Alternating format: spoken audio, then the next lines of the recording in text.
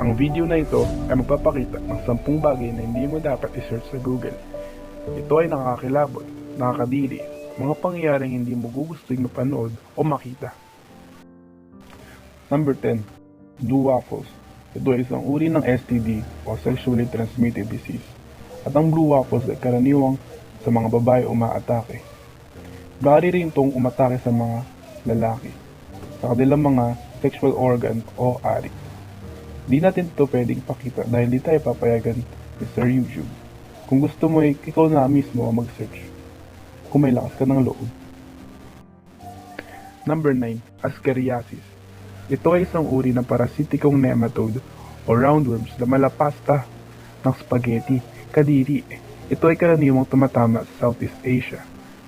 Sa mga subtropical areas or country, ito ay pumapasok sa bituka at ito ay karaniwang tumatama sa mga batang malnourished o walang masyadong sustansya. So, kakain ka ba ng spaghetti? Number 8. Pain Olympics.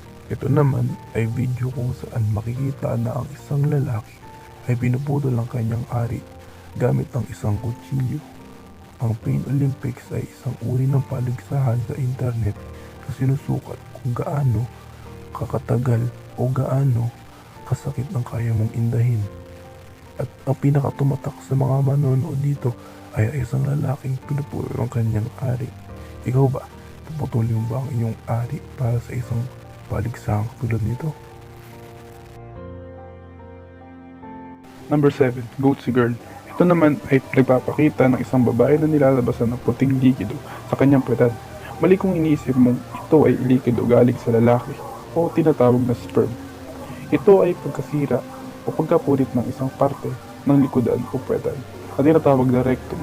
At dito'y lalabasan ang kulay puting likido. Kung ikaw ay may sapat na lakas ng loob, panoorin mo ito. Sa description naman ng link, ikaw na ang humusga. Number 6. Trypophobia. Dito na may makakita ka ng mga bagay na budas-budas at nakakakilabot. Karamihan na nadiri dito at isa na rin ako doon.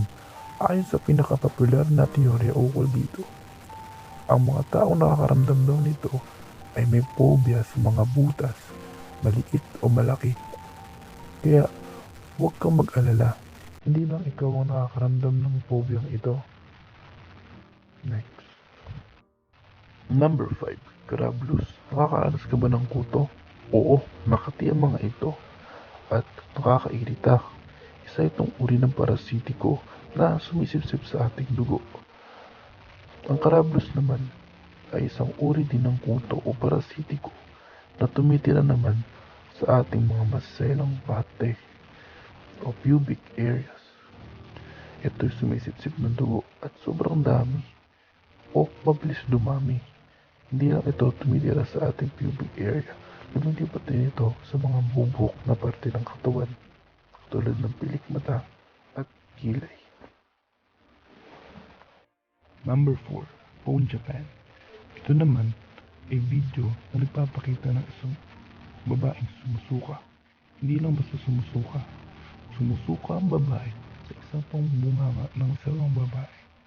At tila ba'y pinagpasapasahan ng mga suka nila. Kadiri ang mga ito. Noong una ko itong napanood ay bumaliktad ang aking sikmura.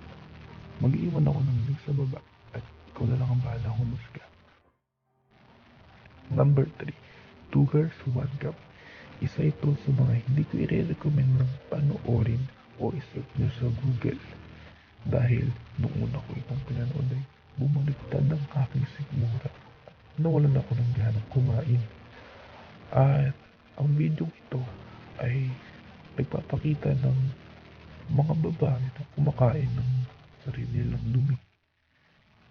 Pinagpapasapasa pa nila sa kanilang bunganga, sinusuka sa isa't isa. Kung curious kayo sa video na ito, mag-iwan ako ng link sa description to watch it for you guys. Kayo na ang humusga. Bahala na kayo. Number 2. Top Girl. Kung papanoorin nyo ito, makikita nyo ang isang babae na nasa tab, nakabaliktad, nasa ulo niya ang kanyang mga paa, at dumudot sa kanyang mukha na halos kainin na niya. Kadiri talaga ang pangyayari ito. Sana hindi ko na lang ito napanood dahil hanggang ngayon nandidiri pa rin ako. Mag-iwan ako ng link sa description para kayo na lang ang musga. Next, number 1, One Man Wonder. Dito na may makikita mo ang isang lalaki na pinapasok ng isang jar o garapon sa kanyang puwetan. Nung unay parang smooth lang na pagpasok ginagawa niya. Ngunit habang bumabaon ang garapon sa kanyang puwetan ay syempre sumisikip ito at kalaunay nabasag ang garapon. Nung unay parang wala lang, pero nung tumagal ay makikita mo na sa video na lumalabas na ang mga bubog. Nakasabay nito ay ang paglabas na rin ng mga dugo. Napakaraming dugo na lumabas sa kanyang puwetan. Ayon sa aking research, namatay ang lalaking ito dahil sa internal anal bleeding at siguro dahil na rin sa infection na mangyayari dahil ito ay nasa labasan ng dumi ng isang tao. Kaya kayo na lang ang humusga. Kung gusto niyo panoorin ito.